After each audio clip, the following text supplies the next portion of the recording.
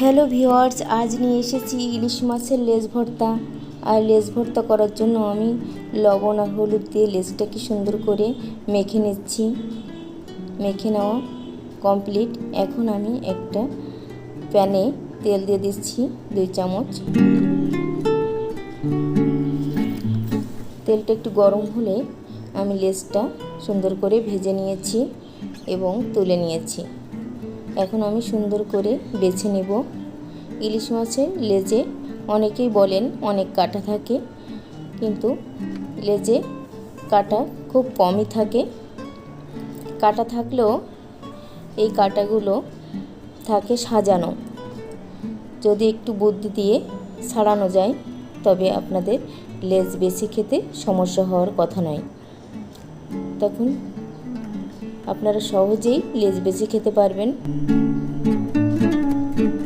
এবং বাচ্চাদেরও খাওয়াতে পারবেন। দেখুন তাহলে কিভাবে কাঁটাটা বাছতে হয়।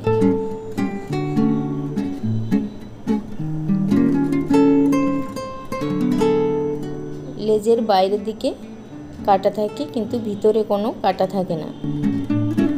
দেখুন লেজের ভিতরে কাঁটাগুলো সাজানো থাকে। উপর দিয়ে বের করলেই দেখুন একদম সাজানো সব বের করা যাচ্ছে। আপনারা দেখলেই বুঝতে পারছেন, কিন্তু ভিতরের অংশে কোনো কাঁটা থাকবে না।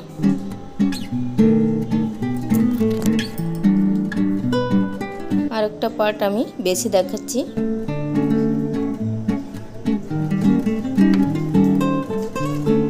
দেখুন কাঁটাটা উপরে সাজানো থাকে।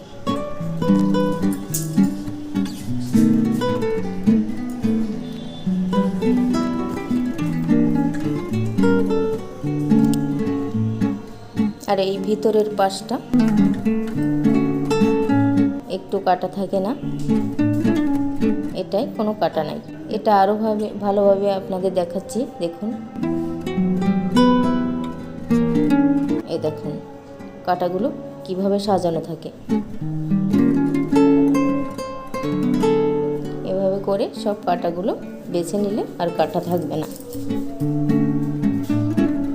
এই সাদা অংশে দেখুন কোনো কাটা নেই। বাচ্চাদের খাওয়াতে খুব সহজ হবে এই লেজ বেছে খাওয়ানো।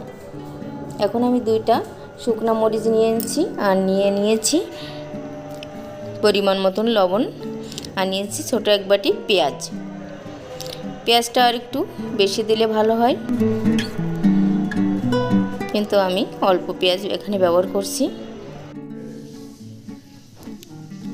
এখন আমি সরিষার তেল দিয়ে দিচ্ছি 1 চামচ এবং মাছের সঙ্গে সুন্দর করে মেখে নিচ্ছি। মেখে নেওয়া কমপ্লিট। এখন আমি পরিবেশন করছি।